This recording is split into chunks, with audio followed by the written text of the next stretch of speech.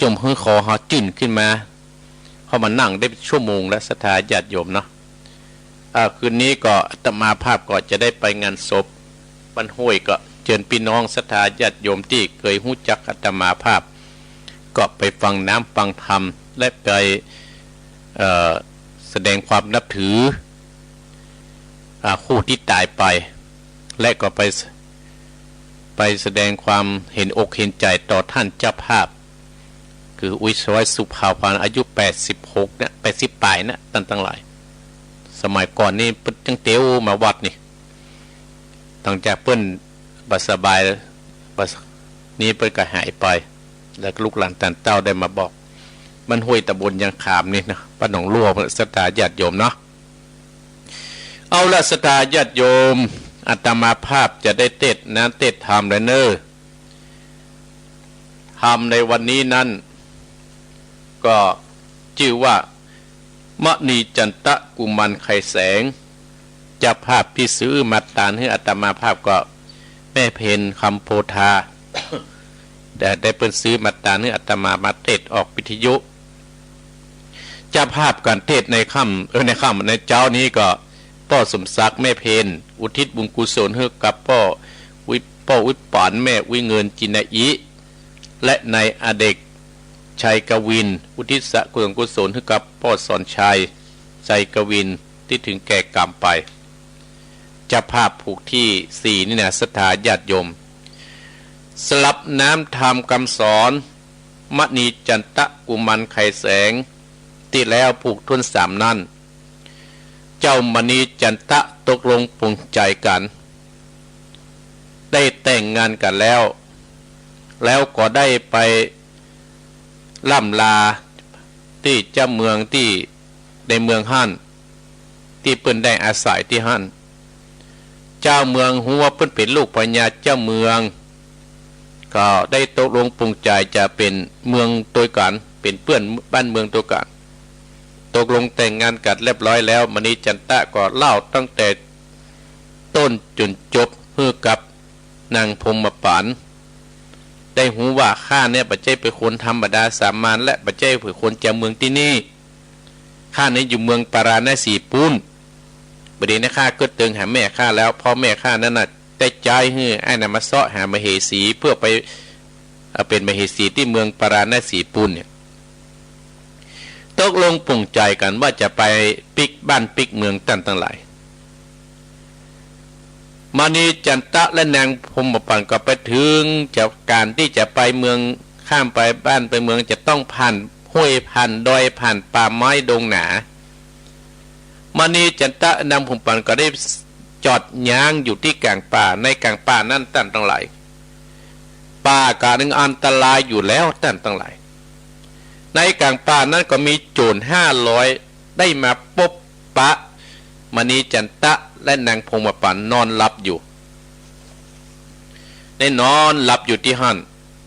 ก็หันว่าโอ้ไอ้หมู่นี้เขามีทรัพย์สมบัตินักหนาปาป้านเนาะหมู่โจรทั้งหลายก็ไล่ฆ่ากำพล2 คนและไปโพสถึงที่มณีจันตะและนางพรหมปานก็จะฆ่า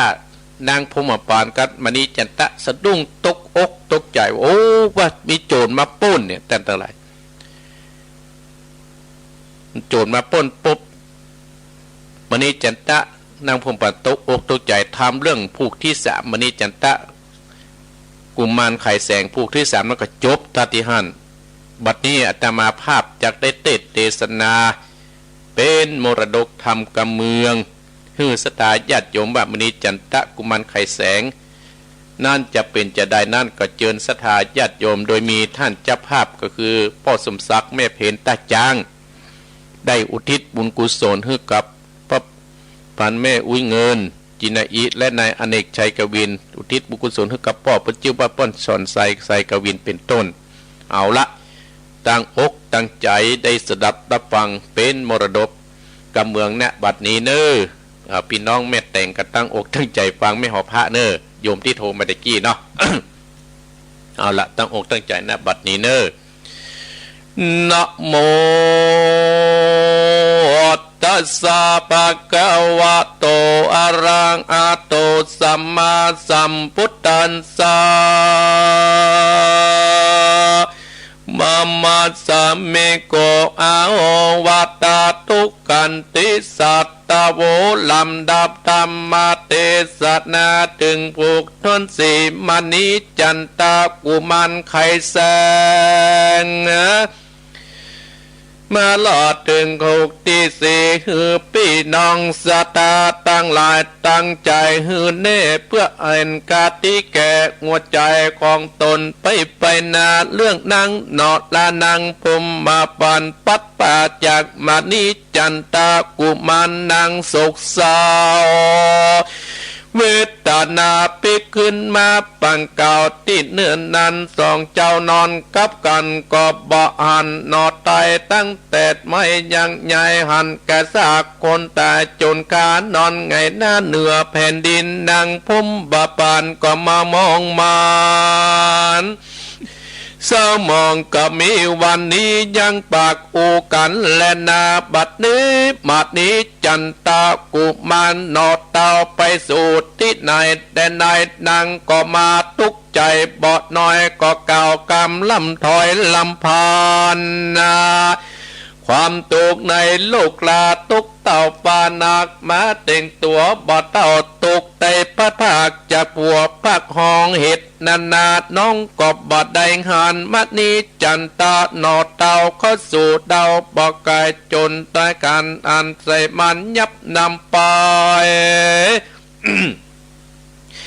หรือว่าจนข้าตายเสียเล่าศพสร้างเจ้าก็มาอาจมีสามสิติน้องนาวสุปังเก่าสะหาอันแต่ลูกกาต้นไม้ปักกิ่งไข่บางบนนาทุกนาอ่อนนาเป็นกลมก็เกลือวันบ่อันปวดตั้นเจ้านางปุ่มบาปานนางเวตนาอันหมู่เอ็งกาดดินสอดซับกินตอดกินปีไล่นีและสร้างปอดนาถึงบ่อันเจ้าฟ้าห่อศพใดก็บ่มีบ่อันปวดเจ้าจำควรของลางอันยังกลางแต่พระเจ้าจังไปไหนกัดหัวใจจะเจ้าเหมือนอันเจ้าเตรียมเก่งบอกกอยนั่งงาแปงอาการอยู่เกยอู้จากันตะว่าเกินหยอกย่อกับนางปุ้มมาปานอู้เล่นกันหัวจันตื่นเต้นยินดีบัดเนื้อพระก่อนนี้ไก่กาเข้าสู่ป่าไม้ดงเขียวมีแต่คนเดียวนอนดาวละเจ้าอยู่ละไปบ่มีคนใดเป็นกู้จักอยู่ใดเลอเดจอมเกสีเอ๋ยปวดเจ้าน้องได้กินบุปผาดอกนางอันนาดอกไม้อันตัวภาคพี่ตายเคยเนบหูเล่งกว่าดูบ่จะนึกว่าเจ้าฟ้ามาคุ้มไม่นาปอกไข่บ่อันนอดไตมาดนี้จันตาพระจอมควันเก่าก็วางลาปางบองได้ทุกเลือลายบกไม้นั่งลำหายไปมาได้เนียนแต่เสียงปานโกกไอนึกว่าตีของหัวใจห้องเรียกไปตามป่าลุ่นไปมาก็บานท่านเจ้าอันสัพเพสัตตาปัญญ์เป็นกูค่อยเลยการอยู่กับไปแปลงแล้วนอนเน็บกลางกามาเพื่อกันนาดมินกลางสามตุ้งตั้งจังเกิดมาด้วยกันเดินถึงจันเจ้าเคยอยู่เฝ้าตัวการปัดกันเที่ยงไตเข้าป่าไม้ดงตันบาอันปิมานีจันตาหนอตายไปตัวดาวแดนดาเงียบเตี้ยวไตนั่งหายปอดใจวายขึ้นดอยขึ้นไปปลายดอยแต้มเล่าเปินนาวุเวหาปัปปะตาด้วยใหญ่พอตามคุ้มไม้หนามีแต่อุปามีแต่ด้วยผาตุกาดปากคนนาอึบดอยเสาะไปค่อยต่ำกะมอยใบตีมันบุดมันบังกอบอันนอตันเตานั่งหายขาดใจเปล่าหมอเป็นคนเดียวพุกห่มมาปุกบางอายก็อยู่กลางป่านึกว่าจะฟ้าแฝงกายเพราะยังใหญ่เข้าไปกอดกายเป็นต้นไม้ เสริมเตือนสงกาความโศกมาแต่ไม่พวกหากพางไปไหนบอกมีไปเป็นกู้กลางป่าอยู่คนเดียวและนาภัยจากกี้บอกฮืออุ่นต่างดัดลงกลางเตือดอองไปสู่ห้องปาลาอันใดนาไก่งูน้ำตาตกอยู่แลดนาอิดอ่อนเนียนนี่แรงยุดยังเบาเอาแองงาบอปะนงแก่งปักนายยกมือไว้ตั้นแต่ติ้ววาดามนมากอันอยู่สะเดียนอยู่ในห้วยในตอนวิมานคำในอากาศตามอวยอาจเนลอยลิงอิวจวยผาจานนะไว้อาเทวาบุตรวดาอันอยู่ตามนักนำตะนำเตือนตามอูดอยใจเล่งก้อยควายพอตนตัวขาดได้พบยังเจ้าอินตากุดนั้นปละไมไอส่วนจงช่วยบันดลบันดาลนาเฮือตัวขาได้พบนาสาบียาโศกีเสพไม้ได้ปราบไม้เอิงดานนั่งก็ไว้วันและล่อนเตียวไปเสาะอาตามอุปาตามห้วยไหลปิงช่วยเกือตามเครือไม้อันติดเตียวไตสัตตัวน้อยใหญ่ตั้งหลายไปนี่ไอข้าป่าชดตามตาสุดิญญา จนมืดจนค่ำเข้าสู่ตามโกอาเทศนานอนอยู่เอาคึดจันพวกก่อนน้ำตานางผมบาปานกำลังลายตกทางสองอาเกมดังก็มาดังหายไปมาจับหลับนอนดีตีเมื่อเจ้านั่งนอดดาวผมมาปานกล้วยยังไงไก่กังตนออกสอดละหาปวบว่าอินดูตัวสักญาติคุณอันติราชปัญญาอินตาตนตาดาฟังฟ้าเล็งอยู่ลุ่มดาได้กุมเตจุมโปก็อันใส่นางผมมาปานเตี้ยวไปอยู่ตามป่าบ่มีกูว่าป่าเดินละเมินใบบอดใดจักล่องไอและอิวตายจักปัสใจที่คองปดจากห้องเมืองโคนนาจะเกิดเกินกังวลโลกลาแก่เจ้าฟ้ามณีจันตาจากไปช่วยบรรเทาทุกข์นางอายความโศกเศร้าประการนี้นาเฮาหนอดเดาจักไปลองดูพอใจนั่งจากหากไหนหนอดเดาไหลใต้เตาเพียงตายจังแผกไปอืดโยอินตาไข่งูด้วยสัจจาเสด็จจากฟากฟ้าสู่ป่าไม้ไพศาลนานี่ละมีตนเป็นพ่อใจโนมงาจับเชียนจุ่มเลือใจเสียงใสเป่งปล่อยลีลาเรียบร้อยเลือลายปรากฏต่อหน้านางหนอดดาวพุ่มบาปานอันป่าไม้มาปอดและขอดก็อ่านแต่แจงประการนี้ใจนางบาดจืดจังจากเจ้ามุ่งเป่าก็เติงหา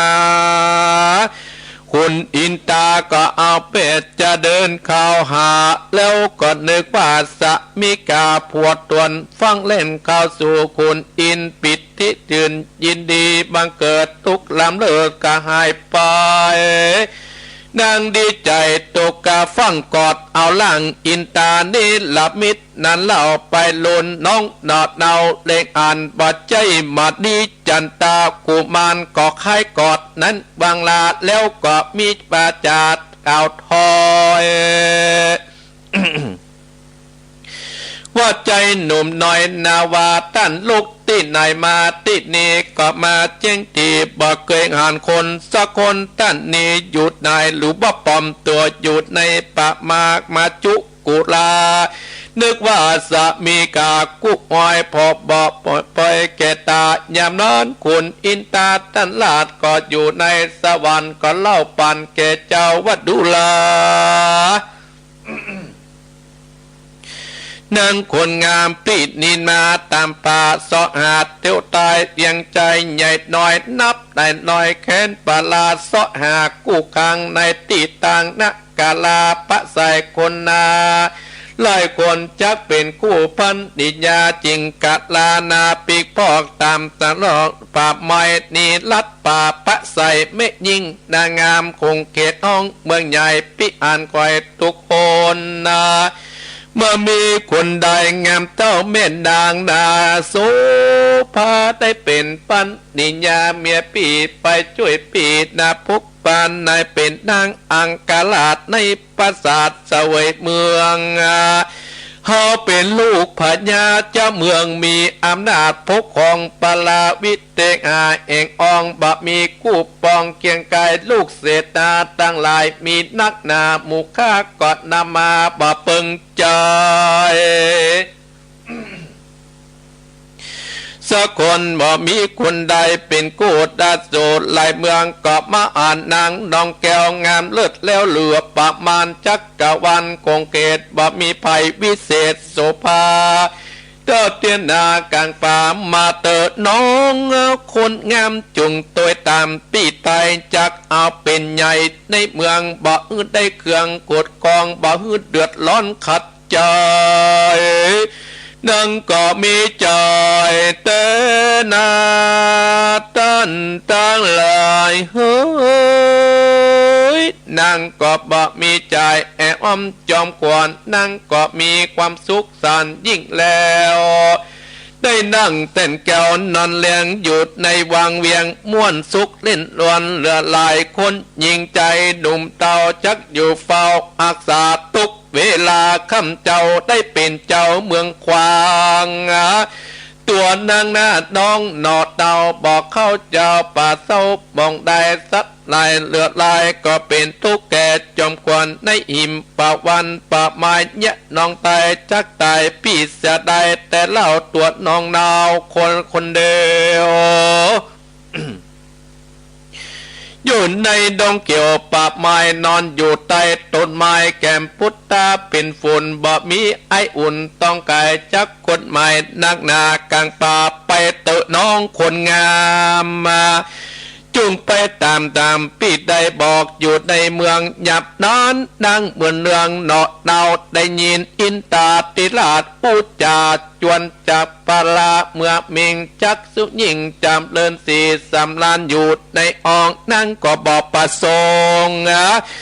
เมื่อเพิ่งใจองค์สักหน่อยจึงกล่าวถอยกระจาวัดดุลาปอดใจผู้ประเสริฐเป็นตาเลิศเวียงใจเพิ่งลักดังไหนเขียดอ่องตามไฟของประสงค์มิหลายองค์แต่เล่าจักปาข้าวเจ้าเป็นดีในบุตรีเมืองใหญ่ขะน้อยบ่ยินดีได้สักดาท่านจะได้มาก้าวกาดอะไรจงพิกคืนไปเตียวกว่าส่วนน้องกาดองนาพูดเตียวกลางป่านอนเกือกยันนาใบตองเป็นนาบ่มีกำปอนอันใดบ่ใจมาโนไม่กับพอใจคนใดบ่ชอบสูนในใจทุกปันใดในป่าตัวเองกานี้บ่ยอมปิกไปเตียวตายไปกับคนใดเนิดนาแม้นจากทุกยากเหลือลายก็ดีปัญจักหัวจากแต่กิ้งเกือกมดลัดนาตายอยู่กลางป่าลงไปก็บ่ไปกับไปเพราะปีไตพวกควันตายหรือแตกมังข้าก็บ่ข้างเอาพอยเมื่อเป็นกู้เตรียมใจอยู่เฝ้าตลับต่อเตาวันตายแม้นผัวกายรวบเองอองปัจจักลานีติดได้ดีกาตาตุติตาติสาตัวขานน้องลาจังตัวแปงสู่เฝ้าบอดต้องสงสัยเปิ้นจึงจางแม่นเปิ้นจางปานแต่เล่าสันใดบอดสู่ข้าก็อยู่บอดนี้เปิ้นวัดดีว่าอายข้าก็บ่ใกล้นี่ไกลเปิ้นว่าสันใดดุดากำลายกาจะแข็งบ่กินแดงใจนายบ่ปัดไก่ไอนีพออักษามีกู้เป่าจักอยู่เจ้าผัวควรจักตายก็ปัญจากข้าก็บ่มีใจพองอะไรใจอื่นอ่านเพื่อนอื่นดูแควนอักผัวแสนสิเนหาต้นอินตาคุณสวรรค์ได้ยินนางพมบาปันเก่าต่อยวัดดุลานางนอดน้อยคนงานธรรมดาอ่อนโลกคนนาไข่ปนจากไม่ปนไข่หือตนเป็นใหญ่มิใจไฟกู้เฝ้า ได้มียศตาอันยิ่งทรัพย์สิ่งนานาบ่มีอาจตั้งตามตุกยันลำต่อเดียวอันผัวคนเดียวนางว่านี่เข้าป่าหรือว่าตายบ่อันก็มิได้น้องแก้วไปที่อื่นแล้วบ่อันลอยบ่สนใจเลี้ยวขึ้นโสดในที่โยดเตรียมตนสุขสตานพลตั้งนาละนางอยู่คนเดียวคอยขึ้นแล้วนาบัดนี้จักอยู่เอกาอย่าวางอันนาปวดน้องบ่อยู่ห้องอุ่นได้อย่าได้สนใจเขาเนอจงเอาผัวใหม่ยังดีได้สุกีเศร้าซอยและนาเป็นสามีกาดดีกว่าจักสุกาจุนนาตาบานจักพานนองกันนองตายออกจากป่าไม้ไปในเมืองนั่งเปื้อนเรื่องตอบตาแม้นว่าผัวคาจากไตไปบ่พบใดอันนาปันตาเองกาจักโยเอกาเป็นไม้บอดลักไผ่ใจคนใดแม้นว่าผัวจอมใจเองกาบอบนาตายไปถึงอยู่ในไกลไกลคาดน้องตายจักตุยไปอาถึงผัวจะเจ้าโกคิดยาอยู่กับพอยบ่อยากอยู่กับไปใจคนใดบ่เหมือนผัวกาสักคนนะคุณสวรรค์จะปาจึงกาวัดดูลานางเฮยให้อาสามีจะใจเพราะใจอันใดขึ้นมาเมื่อนานเจ้าโมปวดจะมอดและนาไต่เน่าอือนางใดซออาได้ดงดาปะไม้เสือสิ่งลาจังไม่มีสัตว์ดงลีปะไม้ปะเพื่อตรวจนางบ่ปงป่าอื่นน้อยหน้าไปดีเตียงจักเป็นปีในป่าอย่าเตี้ยวไปมาอันปวนน้องนาขึ้นมาชีวิตชีวาเหมือนเก่าน้องเน่าจักปันมาเมาจมจื่นคนอื่นกลับมารมเจยจมก็กอดแขนซ้ายและสอดคอนอนนาพี่ใส่สามอนน้องเนาบ่อนุญาตปงปานปวดจอมกันเองเจ้าเที่ยงแต่เราดีลีบักคือดีทวนตีขอเสนอนางหัวจักบ่เอากาละนันนางปุ่มมาตันนักใจตันยิ่งใหญ่จักตอบว่ายอมตามก็บอกงามถูกต้องนางก็กึดแล้วไปมาเกิดไปมาไก่จ่าบ่เป็นกรรมสัญญาที่อ่านว่าคนอันใดนั้นจากมาเนียตำวาจาดนั้นใจก็ลองคือกระตำดูพระบุญโจปิกพื้นมาก่อนไปโลนกล้วยพ่ออุกันคุณสวรรค์นั่นเต่าเนี่ยเข้าสู่ภัยโสนนิดละเมตนเป็นตลาดบ่พิษขาดสักอ่านจุงมาหานางบุมมาปั่นน้องเนาซักผิดต่อปวดนางนอนกวางอยู่ห้อมโอยกูพี่จุยอามายังบ่มีชีวิตตาขึ้นเล่าให้นางเนาะเน่ายอมตามขึ้นมาเล่ากามมาลมดังอ่อนนาจากเอาจิตใจใส่ลงไปเหมือนคนมีจิตใจดังเก่าแม้นจากน้องเน่ามาอ่านตันหมดยอมก็บาเล่นกรรมมาคนสู่ก็จักละหือโยกิ้งไข่เป็นซากปีไตดังเก่าอินตาพญาอินตาเจ้าเจ้าจักลองใจนางอันนานางพมมาปานกุ้งดีกับสะมีตาวราชยามนานนางมาดพมมาปานเกิดก็ติดตอนว่าปล่อยเหือปูดดิสะใจคนนี้มันนอนโดยกอบบาดจักช่วยพวกกูนางก็คือดูที่ต้อยจริงกะเส้งเป็นอุบายวัตถุละใจหนุบน้อยท่านจุงก้อยพิจารณาคือผัวคานั้นฟื้นขึ้นมาเสียก่อนเรื่องอื่นก้อยว่ากันไปลางและนาวะจะนางตั้นเต่าได้ยินนางเนาะเราไก่ปันนิดละมิดรูปขามานิจันตาเนาะตายปิกขึ้นใบพื้นขึ้นมามีจีเบียเต้าตรงตีกัดลูกขึ้นปัญญาอินก็ฟังไปครับกาโอว่าน้องนาวบัดนี้ผัวเจ้าก็ฟื้นขึ้นมากรรมสัญญาน้องว่ากรรมมากุลตั้งจากปานสนุกกันแต่เล่าแล้วก็ยื่นมือเข้าหานางเพื่อจะยุบเอาแก้มกลางว่าอันยามนั้นนางปุ่มมาปันก็เล่งอันเป็นอันนา ก็พึกตัวต่อยนี้แล้วก็มีวาจีกัดต่อยว่าพังกันน้อยจักกล่าวเกาวาตากรรมโอตั้นกะหูเดิมตีว่ามหันดีดังอันไปลุนนั้นเจ้าได้จ้าปีกฝืนขึ้นมาพอก่อนแล้วก้อยพออูจากันว่าใจยอมปงปานหืนได้กอดนอนตัวเอาดูตาใจเจ้ามักง่ายเป็นคนไร้ใจเสียจักเล่นลูกเมียคนอื่นตุกไร้หมื่นที่ได้หานนะถ้าได้ปัจจุบันนี้เล่าทิศดันเจ้าจะมีกันบอดีมันเป็นบาปย่ำต่ำตัวนามาเบียดกีสมบัติมีหลังใดกอดดังใดทุกอันใดมันก็เป็นบาปต่อนามีคนเก่านินตาเอ็ดนานาตัวเต้าจะได้คืดอ่านกัดตามมายังเป็นบาปกรรมเป็นโจกวันโดยอยู่ตั้งดีจักเป็นปาลามีกรรมช่วยสำเร็จประโยชน์ลวงลายผู้มีปัญญาอันกว้างขวางย่อมสั่งแต่ตั้งดีช่วยกันนาทุกลายที่ท่านใดกัตตมากะคาโคอนุโม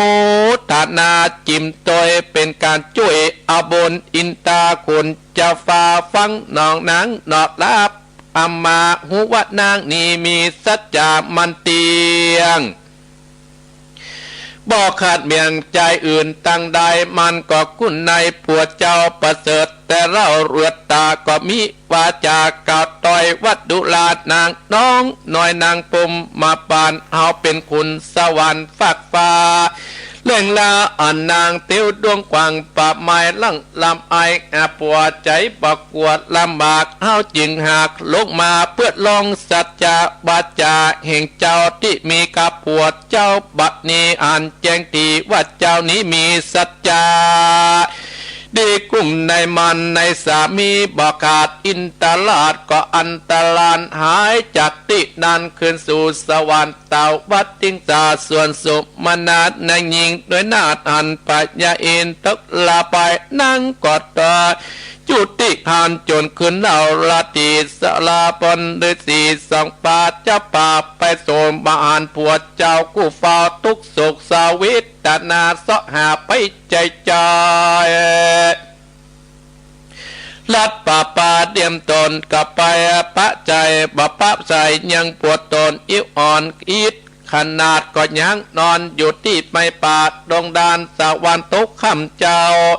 เขาก็พักเอาแรงแสงสุริยากาลนะหมอนั้นเต้าใดนางปุ่มหมอตันก็ไปหลอดตีสัตลาพระใสฤาษีตันเจ้าก็วอยฤาษีอันนางแก้วพมมาตันดัดปาดราศีก็บอกว่าจะไปไหนขอหืออาศัยเอือดร้อนเนฤาษีก็ทำท่านเจ้านั่งก็บอกเล่าอาการตั้งประมาณจึงเจ้าแล้วก็เข้าปาดลงไปตุกจนจังไรไล่กาและนานั่งก็ดูเล่าตั้งแต่จนถึงไปนั่งจุงอยู่ในกุกแก้วกับหาที่ในศาลา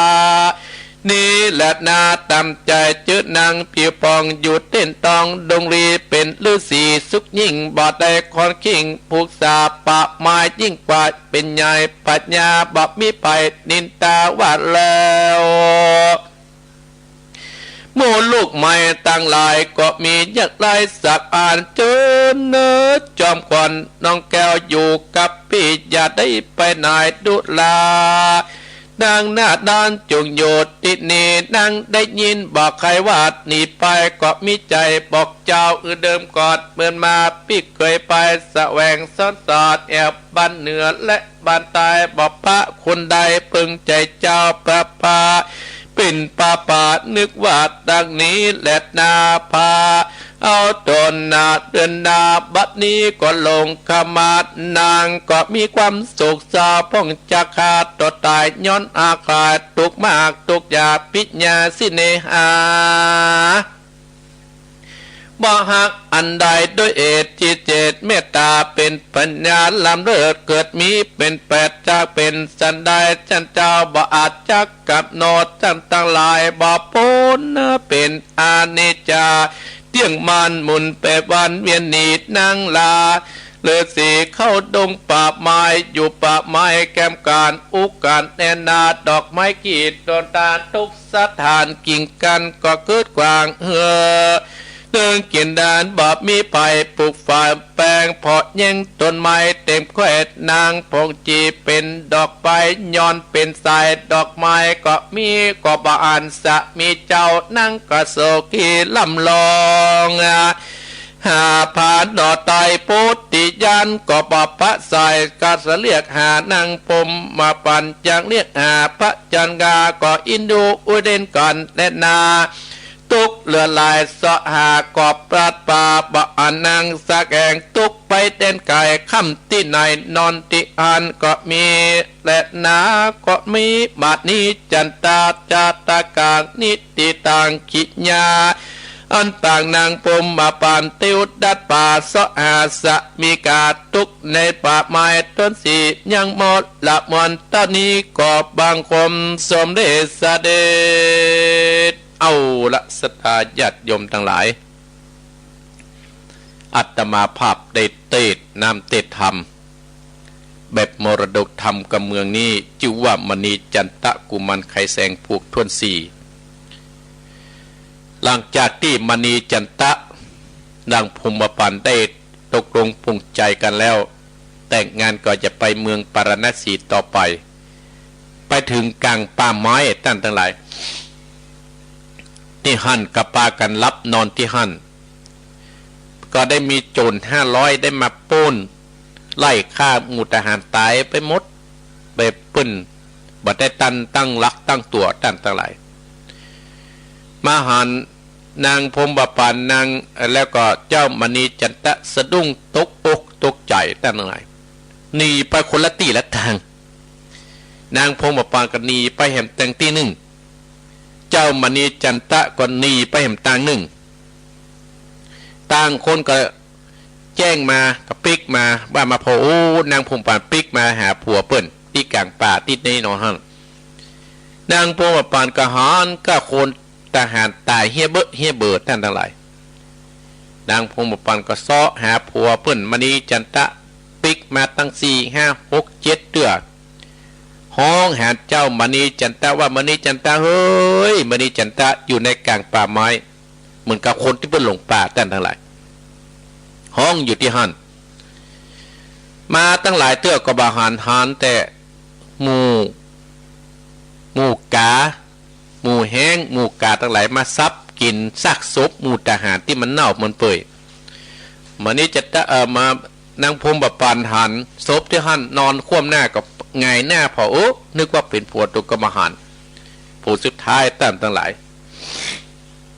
นางพรหมกเตียวเข้าแพะเข้าป่าไปค่ำไหนก็นอนให้ก็ห้องหากา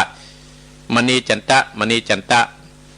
เรื่องนี้ก็เดือดร้อนไปถึงเบื้องบนไปถึงพญาอินตาที่อยู่เบื้องบนตั้งหลายไปถึงที่บนดอย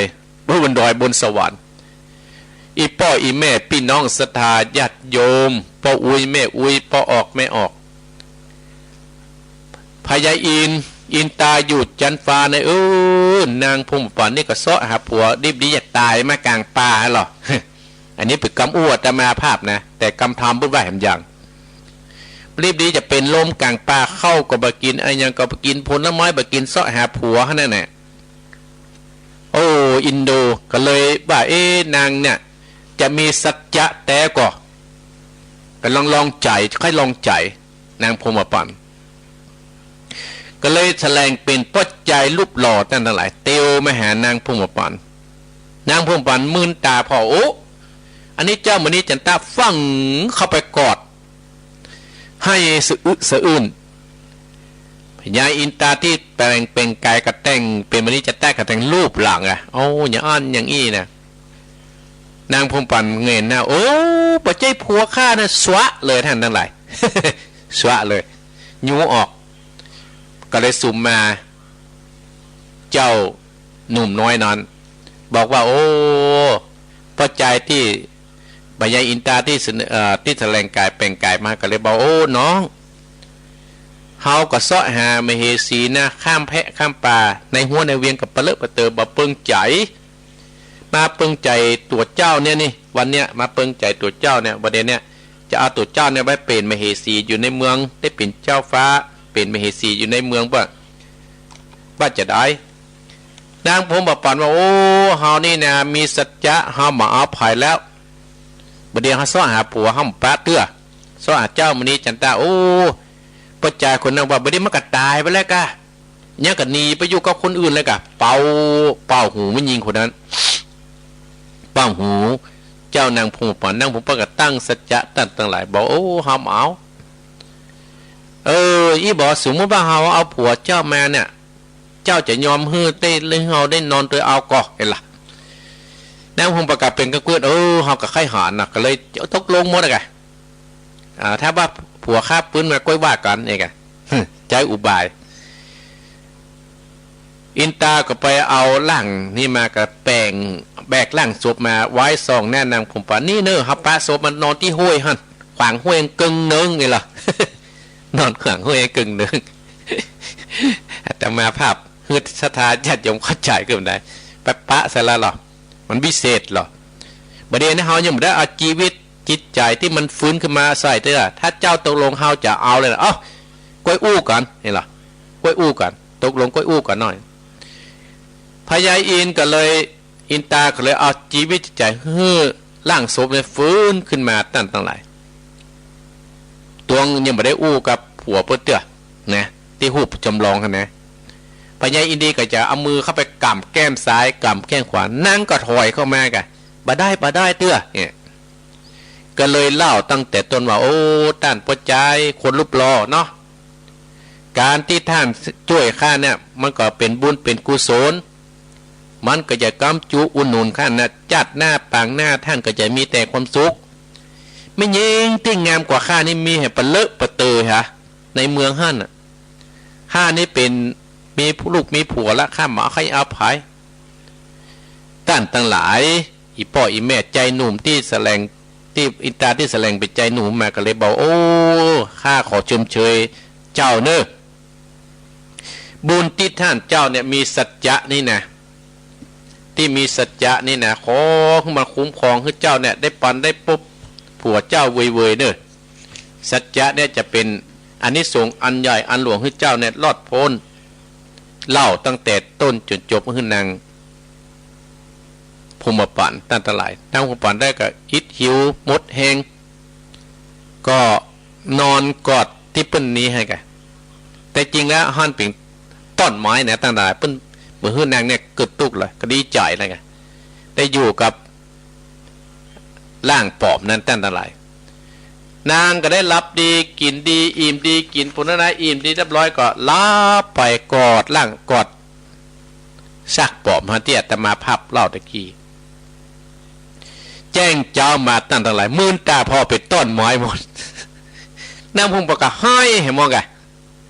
ให้หมอโอ้ให้หมอท่านตั้งหลายให้ซ้อหาผัวเปิ้นที่เคยซ้อหาผัวเปิ้นซ้อหาอันนี้เปิ้นให้หมอซอให้ไปคำห้วยคำดอยคำสปะไปตั้งแต่ไปปะใส่ศาลากะในศาลานั้นก็มีฤาษีองค์หนึ่งนั่งบำเพ็ญศีลบำเพ็ญทานอยู่หัน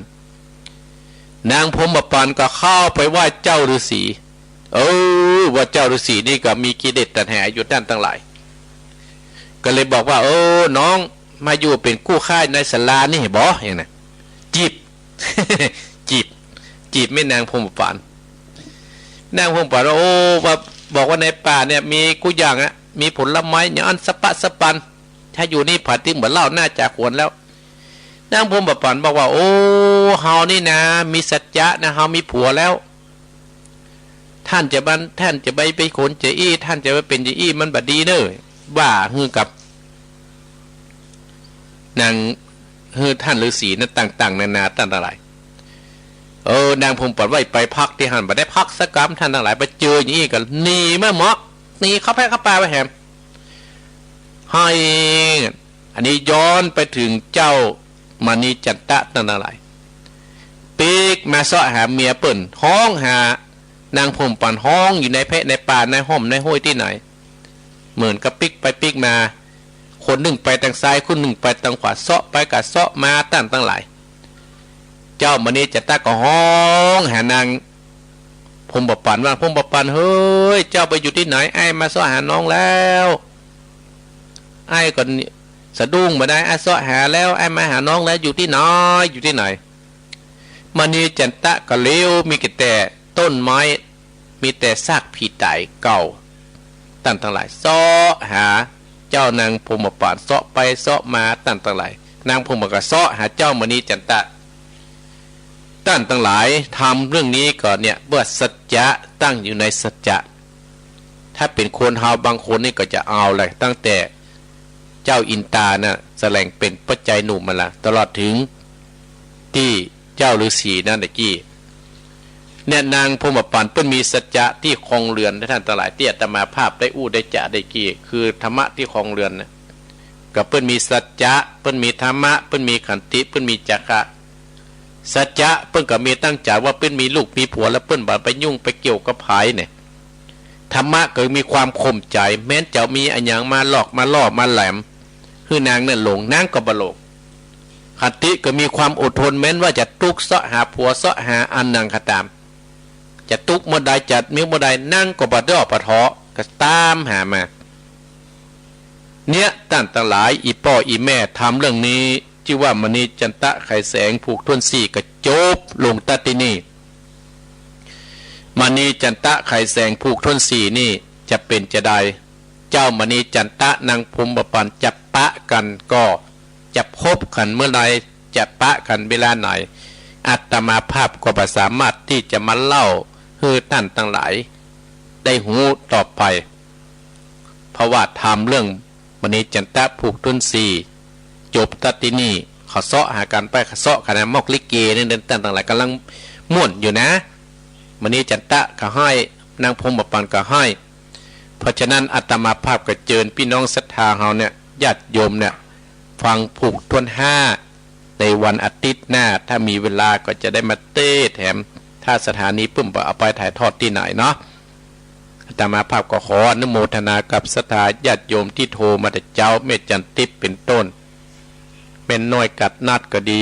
แม่บัวคำตาจ้างแม่ฟองแจ้โหมแม่ตาแจ้โหมแม่สุกแก้วสีเตี้ยนี่แม่แต่งโยมอุบาสกบ้านแม่หอพระติติกีนะแม่สุภรักษ์บันทิลำปูนปักตังตรีกับแม่บัวคำเฮาตลอดถึงคนที่ดูตังไทยทอดโซดก็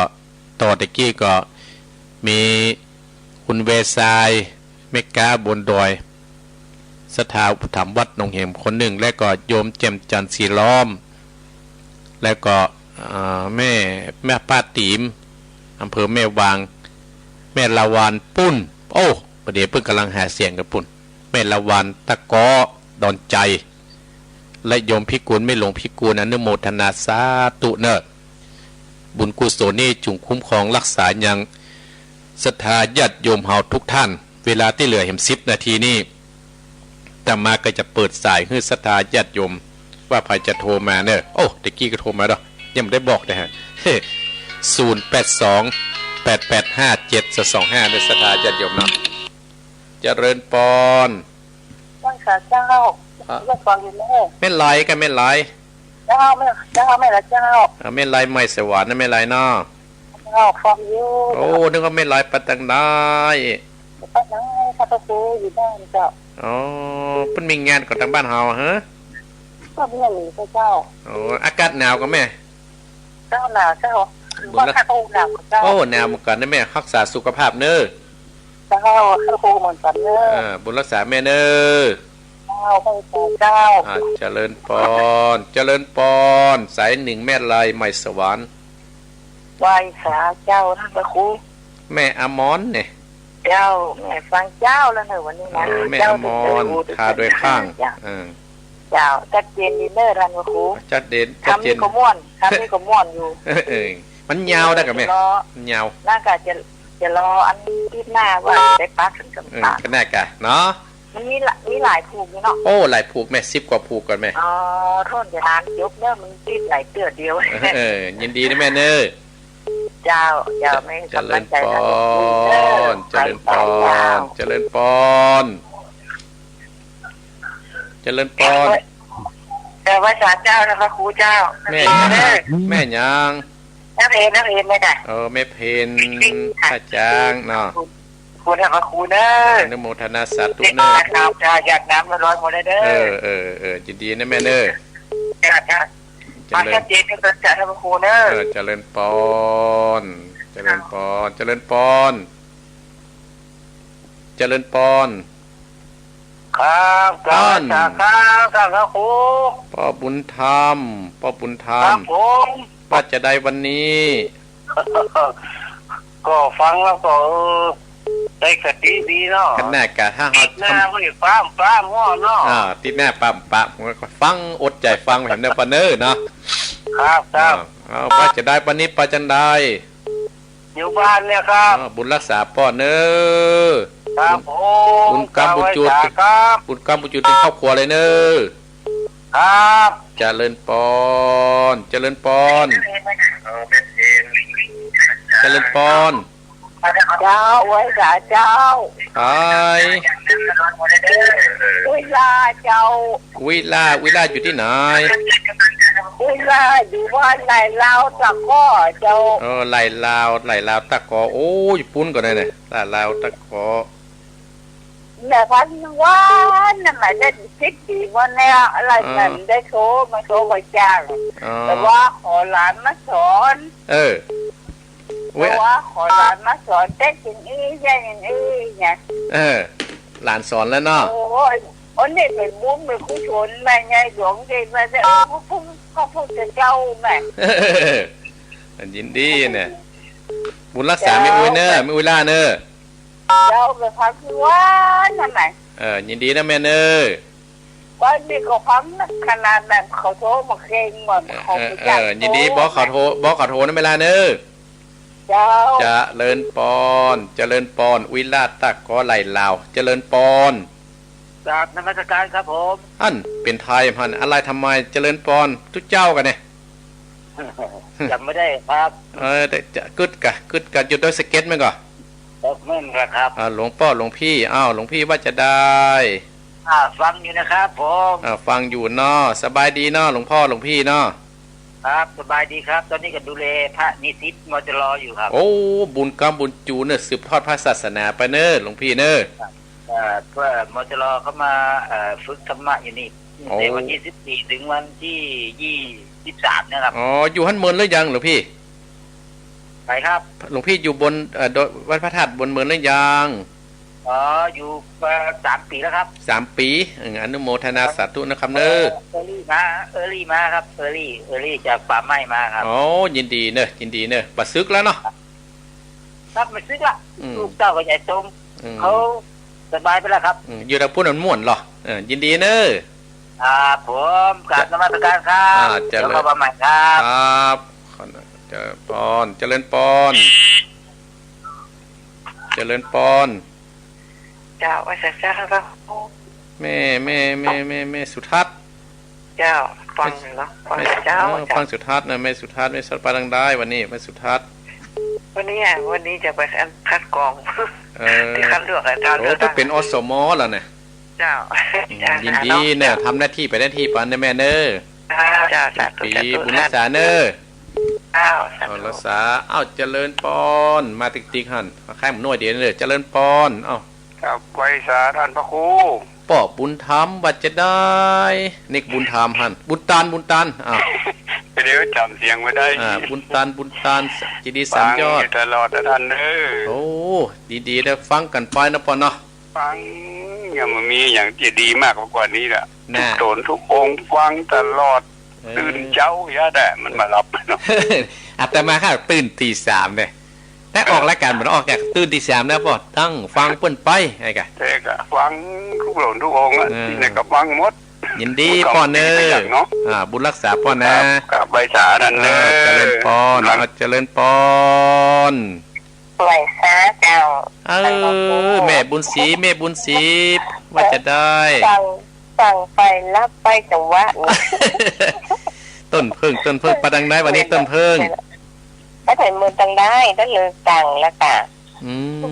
บุญรักษาแม่เนอสู้ๆเนาะฟังอยู่เนอยินดีแม่เนอ เจ้าไหวสา เจริ เจ้า ญปอนโอ้สายเข้ามาเลยทีเจริญปอนสายสุดท้าย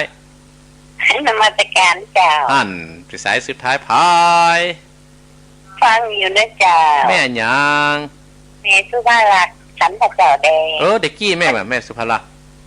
ใจละเจ้า อ๋อแม่สุภาลักษณ์ฟังอยู่เนาะ ฟังอยู่เจ้าโอ้ยทำไมมันโมนเนาะกำลังเข้มข้น กำลังเข้มข้นเนาะ ชัดเจนดี ยินดีแม่สุภาลักษณ์เนอฟังบอกขับฟังได้ไหมเนออัตมาวัติคนเดียวแน่เนอ เจ้าพี่กำลังใจนะเจ้าไหวสา เจ เจ้า ริญปอนเจริญปอนสายสุดท้ายแม่นี่หมอเจริญปอน นมัสการพระครูเจ้า แม่ยัง ได้ไรเจ้า แม่ร้อยไม่ไรฟังอยู่เนาะยินดีเลย สายสุดท้ายพอไม่ไรเวลาจะหมดแล้ว ก็ว่าเจ้า แหบุญเนี่ยอันนี้มาเจริญปอนเจริญปอนจะวอยเวยเนอะวอยเวยเจริญปอน กล้าครับครู พาย อันข้างครูมาเข้ากับมะพร้าวแก้วเจ้า นี่แม่อย่างฮะเนี่ย ไม่คามเจ้า แม่คำบัดไปแม่คำม่อนหัวแก้วไว้ที่ไหน มะแก้วเพื่อนที่กับเก้าจ้ะอาตมาประเทศทำจ้ะ มาเข้ากับเจ้า ได้ข้าวกล่ำประเทศทำที่18นะคืนที่18ที่สเปนวัดแก้วเจ้าหัวในแก้วเนี่ยคืนที่18อาตมาไปเนาะ เจ้าถ้าเจ้าอยู่เป็นข้าวหอนถักก็ครูจ้ะแล้วก็วันที่29ก็ไปอยู่29เมื่อวันเนี่ยเป็นเรื่องวันกับเจ้าประมาณเมื่อวานเนาะแล้วก็หลังจากนั้นก็จะไปเข้ากรรมการเข้าไปในท่าตะโกอยู่ปากจองวันเจ้าได้ยินดีเนี่ยปอนเจ้าว่าแต่เจ้ายินดีปิดกันเนอะสมมาเนอะที่โทรมาเนาะเวลามันหมดแต่นะในป่อยแม่เนาะก่อนนุโมทนากับแม่ลายใหม่สวรรค์แม่อมรธาโดยข้างแม่เพนแต่จางป้าบุญธรปงหนองแม่วิลา